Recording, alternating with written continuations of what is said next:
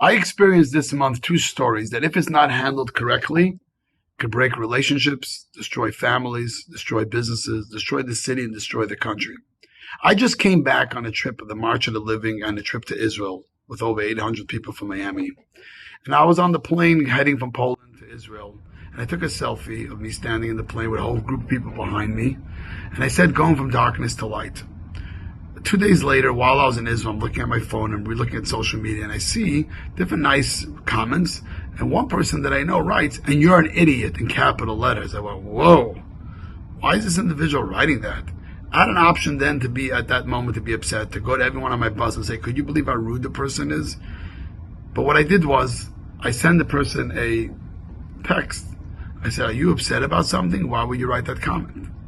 And the person responded, I have no idea what you're talking about. About an hour later, they told me, I apologize, my account was hacked, I never did it. Same time that week, I get an email from someone that I know. That's a donor to our organization, to Chabad, and he says, I was told that you removed something that I donated for the synagogue, and you removed my family for the item I bought for the synagogue, and I'm very hurt, and if it's true, I want back my money. I respond back, I said, absolutely not. I put it, you're right, I removed it, we put it in storage, we're waiting to build our new Chabad and friendship circle, so we'll bring it back into the synagogue. You see? Two stories. And these stories happen to us all the time. Either someone does something to us that is hurtful, or someone accuses us of doing something to them. And the most important thing is, give people the benefit of the doubt and go out and reach out to the person. You realize that if you don't do that, that could destroy everything. If you do that, either the person will tell you I didn't mean it, or the person may say I didn't even do what they said I done. And this is probably one of the most important lessons you could get. And you know who also gave this lesson? Hillel. One of the someone who wanted to convert, came to Hillel and said, Hillel, I want to learn the whole Torah while standing on one foot. What could you be?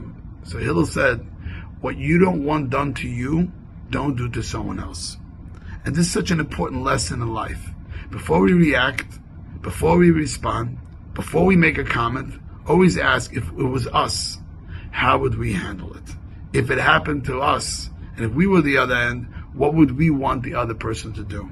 Tonight we're celebrating the holiday of Shavuos. Tomorrow is the day when God gave us the Torah. There's so many messages of the Torah.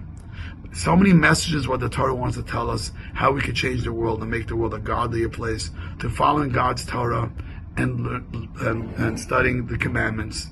And it's so important to study His Torah. And it's important to take the message of the Torah that Hillel said, and Rabbi Akiva said, love thy neighbor as love themselves, and don't do unto others what you don't want done to you.